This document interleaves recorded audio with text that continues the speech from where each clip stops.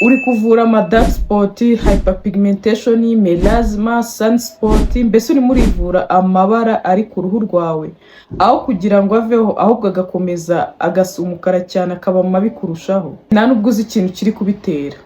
Urimo urakoresha product nziza pe. Ikibazo kiri muri skin care routine yawe ni uko ukoresha sunscreen nabi. Sunscreen wari ukwiye gupimira ku ntoki ebyiri, ugapima sunscreen ihagije akaba ariyo wisiga mu maso hose. Naho iyo ukomeje wisiga ga sunscreen gakeya ntabwo karinda uruhu rwawe uko bikwiye.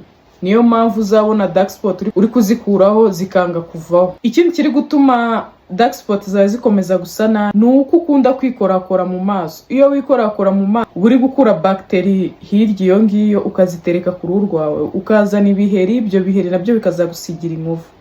Indi mpamvu iri gutuma dark spot zawe zitavaho ni uko uri gukoresha amavuta atariyo. Sinzi ngo kojic, ngo sinzi ngo turmeric, ngo indimu, ibyo ngibyo nabivuzeho mu buryo burambuye, ntabwo bigeramo imbere ngo bigende bihagarike melanine gukora ama dark spot. Kurinda uruhu rwawe nicyo kintu cy'ingenzi ukwiye gukora kugira ngo dark spot zawe ziveho.